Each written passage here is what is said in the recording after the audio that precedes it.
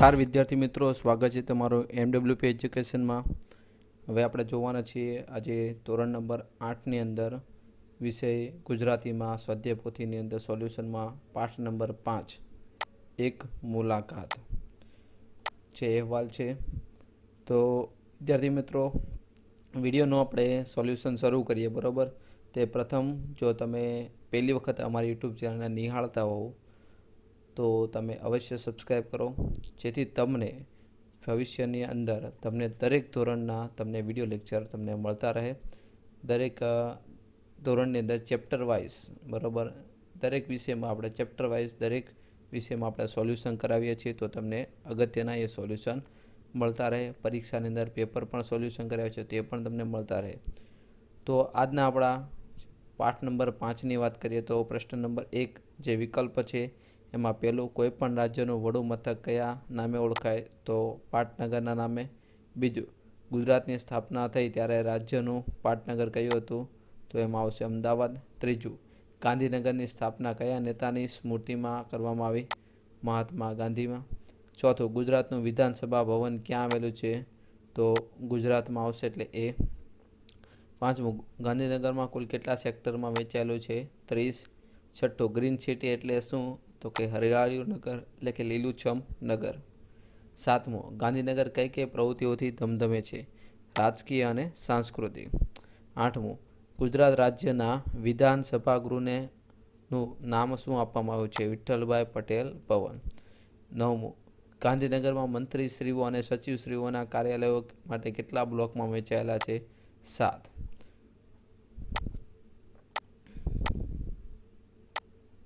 આગળ હવે વાત કરીએ આપણે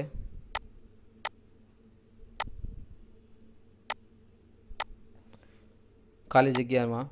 તો પહેલાં છે, અમે લક્ઝરી બસમાં બેસીને ક્યાં ગયેલા? ગાંધીનગર. બીજું, અમે જરૂરી એવા ગેટ પાસ મેળવી અને વિધાનસભા ગૃહમાં પ્રવેશ્યા. ત્રીજું, શહેરની સડકો પહોળી અને કેવી હતી? સ્વચ્છ. ચોથું, વિધાનસભાને શું કહેવામાં છે? ધારાસભા પણ કહેવાય છે. પ્રશ્ન 3, ખરા ખોટા આપણે જોઈએ તો પેલું છે, લોકમાન્ય તિલકની સ્મૃતિમાં ગાંધીનગર વસાવ્યું છે. ખોટું વિધાન છે. બીજું, ગાંધીનગર શહેરમાં સૌંદર્યમાં વધારો કરે છે. વૃક્ષો. સાચું. ત્રીજું, અમારી બસ જ રોડ પરથી પસાર થઈ. ખોટું. વિધાનસભા ગૃહમાં પ્રવેશવા જરૂરી ગેટ પાસ મેળવી અમે અંદર પ્રવેશ્યા. સાચું.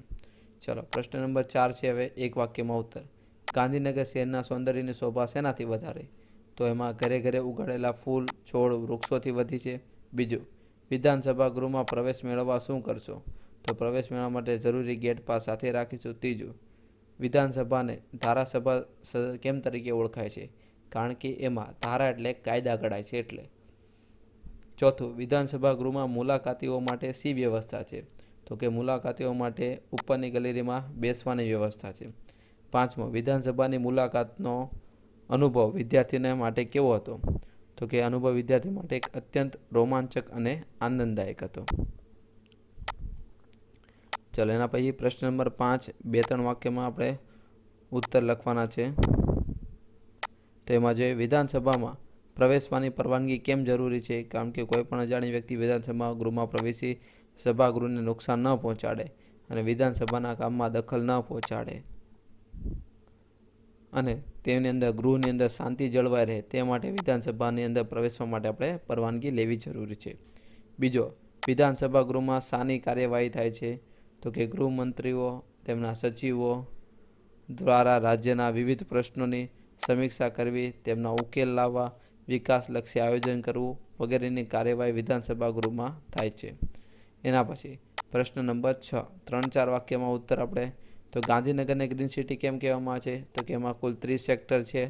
બરાબર, ત્યાં એમાં નાના મોટો વૃક્ષો ઘરે ઘરે વાવેલા છે. દરેક માર્ગે વિવિધ પ્રકારના ફૂલ છોડની રળિયામણો લાગે છે. આથી વૃક્ષો અને ફૂલોની હરિયાળી અને સુંદર લાગતા ગાંધીનગરને આપણે ગ્રીન સિટી તરીકે ઓળખીએ છીએ. એના પછી વિધાનસભા ગૃહમાં પ્રવેશ માટે કાર્યવાહી વિશે જરૂરી સમજ આપો. તો વિધાનસભા ગૃહમાં પ્રવેશવા માટે આપણે પ્રથમ પરવાનગી મેળવવી પડે, પછી ગેટ પાસ લેવો પડે. અંદર પ્રવેશતી વખતે જેટલા ડિરેક્ટર દ્વારા વ્યક્તિની જરૂરી તપાસ કરવામાં છે. ત્યાં પોલીસ કડક બંદોબસ્ત હોય છે. પછી ઇલેક્ટ્રિસિટી દ્વારા આપોઆપ પ્રથમ માળે પહોંચી જવાય છે. ત્યાં વિધાનસભાની ગેલેરીમાં દાખલ થવા માટે ફરી તપાસ કરવામાં આવે છે. ચલો એના પછી હવે અન્ય પ્રશ્નોત્તર છે. એમાં પેલું, જો તમે ધારાસભ્ય હો તો તમે વિકાસ માટે કેવી પ્રવૃત્તિ કરશો? તો આપણે આધારે જવાબ લખવાનો છે. જો આપણે ધારાસભ્ય હોય તો મને સરકાર તરફથી મળેલી ફંડનો મારા વિસ્તારમાં વિકાસ માટે ઉપયોગ કર. મારા વિસ્તારમાં બાગ બગીચા તૈયાર કરાવવા, પ્રજાને પૂરતું પાણી અને વીજળી મળી રહે તેની વ્યવસ્થા કરાવવા, પ્રજાની ફરિયાદો સાંભળી તેને દૂર કરવાના પૂરતા પ્રયાસ કરે. બીજું, એક નાગરિક તરીકે તમને રાજ્યની કઈ બાબતો સારી લાગે છે? એક નાગરિક તરીકે મને રાજ્યના પહોળા રસ્તા, શિક્ષણની સુવિધા, પીવાના પાણીની વ્યવસ્થા, સારા મકાનની, રોજગારીની સવલતો, વાહન માટે પાર્કિંગની વ્યવસ્થા, આ બધી બાબત સારી લાગે. ત્રીજું, તમારા ગામને હરિયાળું બનાવવા માટે તમે શું કરી શકાય? તો કે જાહેર રસ્તા ઉપર ઘેર ઘેર આપણે વૃક્ષો ઉગાડવા, ઘરે સોસાયટીના પ્રાંગણમાં વૃક્ષો ઉગાડવા, દરેક સભ્યને પોતાના ઘરની ગેલેરીમાં જુદા જુદા છોડના કુંડા મૂકવા, ગ્રામ પંચાયત દ્વારા હરિયાળા મેદાન તૈયાર કરવા, શાળા કોલેજના મેદાનમાં વિદ્યાર્થીઓને વૃક્ષારોપણ કરવું, ગ્રામમાં એવા બાગ બગીચા આપણે તૈયાર કરવાના કે જ્યાં ખળખળ વહેતા ઝરણા હોય, તળાવ હોય, રંગબેરંગી ફૂલોના છોડ હોય, પુષ્કળ વૃક્ષો હોય. ચલો એના પછી ચોથું, તમે લીધેલા એક ઐતિહાસિક સ્થળની મુલાકાત આપણે વિશે લખવાનું છે. પહેલે દિવસે ત્યાં ગૌમુખ, સનસેટ પોઈન્ટ, નખી લેક તળાવ સ્થળે મુલાકાત લીધી, ત્યાંનું પ્રાકૃતિક સૌંદર્ય મન ભરીને માણ્યું. બીજે દિવસે ગુરુ શિખરની ઊંચાઈ, ચારે બાજુ કુદરતી સુંદર દ્રશ્ય જોવા માટે લહાવો લીધો. તેની પછી વીણા દર્શન કર્યા અને બપોરે ભોજન કર્યા બાદ સાંજે 5 વાગે મેં માઉન્ટ આબુના ઐતિહાસિક સ્થળ દેલવાડાના ડેરાની મુલાકાત લીધી. ચલો એના પછીનું પાંચમું, બરાબર, વિસ્તારમાં તમારા વિસ્તારમાં જોવાલાયક સ્થળ કયા છે તેને અહેવાલ વિશે. તો દરિયા કિનારે સોમનાથ મહાદેવનું ભવ્ય અને કલાત્મક મંદિર આવેલું છે. તેના પટાંગણમાં ભારતના શિલ્પી સરદાર પટેલનું પૂતળું છે. તેની ચારે તરફ સુંદર બગીચા છે. મંદિરની બહારની અને અંદરની કોતરણી ઊંડીને આંખમાં વળગે એવી છે. ભારતના 12 જ્યોતિર્લિંગમાંથી સોમનાથની ગણના થાય છે. સાંજનો આરતીનો સમય તો બીલીપત્ર તથા પુષ્પોથી શિવલિંગ સર્જાયેલું હતું. મંદિરના દર્શનથી ભીડ હતી. ચાલન અને ઘટનાથી વાતાવરણ ભક્તિમય બની ગયું હતું. તે પછી 15થી 20 મિનિટનો એક સ્લાઇડ શો પણ દેખાડવામાં આવતો હતો. બીજા દિવસે અમે ગીતા મંદિરની મુલાકાત લીધી. ચલો હવે એના પછીનો આપણે ટોપિક છે વ્યાકરણ વિભાગ. તો વ્યાકરણ વિભાગમાં આપણે પહેલાં સમાનાર્થી શબ્દ જોઈએ. તો ધારાસભ્ય એટલે વિધાનસભ્ય, અચરજ એટલે નવાઈ, પ્રારંભ એટલે શરૂઆત, ઈશારો એટલે સંકેત, હરિયાળું એટલે લીલુંછમ, શાળા એટલે નિશાળ, શહેર એટલે નગર, ભવન એટલે મકાન, બંદોબસ્ત એટલે વ્યવસ્થા, અલ્પાહાર એટલે નાસ્તો, સ્મૃતિ એટલે યાદ, વૃક્ષ એટલે ઝાડ. ચાલો એના પછી વિરુદ્ધાર્થી શબ્દ લખો. નિશ્ચિત તો અનિશ્ચિત, સ્મૃતિ તો વિસ્મૃતિ, પ્રારંભ તો અંત, પહોળી તો સાંકડી, હરિયાળું તો સૂકું, શહેર તો ગામડું, કડક તો નરમ, સ્થિર તો અસ્થિર, જરૂરી તો બિનજરૂરી, ઉચ્ચ તો નીચ, શાંત તો અશાંત, પરિચિત તો અપરિચિત. ચલો એના પછી ધ્વનિઓ છૂટા પાડવામાં પેલું છે સ્મૃતિ, સ વત્તા મ વત્તા રૂ વત્તા ત વત્તા ઈ. એના પછી બંદોબસ્ત, બ વત્તા અ વત્તા ન વત્તા દ વત્તા ઓ વત્તા બ વત્તા અ વત્તા સત વત્તા અ. એના પછી વિદ્યાર્થી, વ વત્તા ઈ વત્તા દ વત્તા ય વત્તા અ વત્તા ર વત્તા ય વત્તા ઈ. એના પછી પ્રસન્નતા, પ વત્તા ર વત્તા અ વત્તા સ વત્તા અ વત્તા ન વત્તા અ વત્તા ન વત્તા ત વત્તા આ. ચલો હવે ધ્વનિ છૂટા પાડેલા છે એને આપણે જોડવાના છે. તો પહેલામાં જવાબ શરૂઆત આવશે, બીજામાં ગાંધીનગર છે, ત્રીજામાં મંત્રી છે, ચોથામાં પ્રકૃતિ છે. ચલો સાચી જોડણી આપણે લખવાનું છે. તો પહેલામાં સ્મૃતિ આ રીતે લખાશે, બીજાનું અસ્તિત્વ આ રીતે લખાશે, ત્રીજાનું હરિયાળું આમ લખાશે, ચોથા પ્રશ્નમાં પ્રવૃત્તિ આ રીતે લખાશે, પાંચમામાં અધ્યક્ષ આ રીતે લખાશે, છઠ્ઠામાં પ્રસન્નતા આ રીતે લખાશે. ચલો એના પછી શબ્દકોશને આપણે ક્રમમાં લખવાનો છે. તો પેલું અસ્તિત્વ આવશે, એના પછી પ્રકૃતિ આવશે, એના પછી પ્રવૃત્તિ, એના પછી પ્રવેશ, એના પછી વ્યવસ્થા અને એના પછી સ્વચ્છ. ચલો શબ્દ સમૂહ માટે એક શબ્દમાં પેલું રાજ્યના કાયદા ઘડનારી સભા એટલે વિધાનસભા અથવા ધારાસભા. બીજું રાજ્ય કે દેશનું વડું મથક તો આવશે પાટનગર રાજધાની.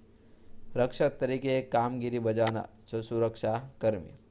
ચલો રૂઢિપ્રયોગમાં પેલું લખવાનું છે સૂર પુરાવવો તો હામાં હા ભરવી. બરાબર, પિતાએ દીકરીના લગ્નનો પ્રસ્તાવ મૂક્યો અને તરત માએ તેમાં સૂર પુરાવ્યા. અધીરા બની રહેવું, બરાબર, અધીરા બની રહેવાનો પ્રશ્નનો અહીં રૂઢિપ્રયોગનો અર્થ તમારે મને કોમેન્ટમાં જણાવવાનો છે. ચલો એના પછી હવે 9મો પ્રશ્ન, એક પ્રત્યયથી બનેલો શબ્દ સાંસ્કૃતિક છે. એવા બીજા 5 શબ્દ આપણે લખવાના છે. જેમ કે સમાજ વત્તા એક એટલે સામાજિક, બરાબર, સ્વભાવ વત્તા એક એટલે સ્વાભાવિક, વિજ્ઞાન વત્તા એક એટલે વૈજ્ઞાનિક, અર્થ વત્તા એક એટલે આર્થિક, ભૂગોળ વત્તા એક એટલે ભૌગોલિક.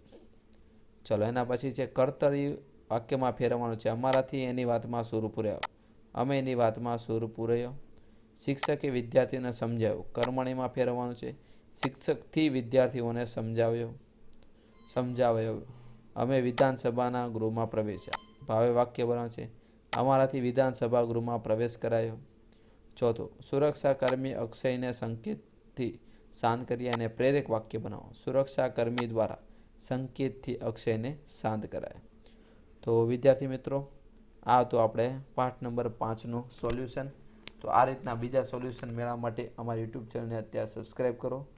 વિડીયોને લાઇક આપવાનું ભૂલશો નહીં અને ફ્રેન્ડ સર્કલમાં શેર કરો. Thank you. આભાર.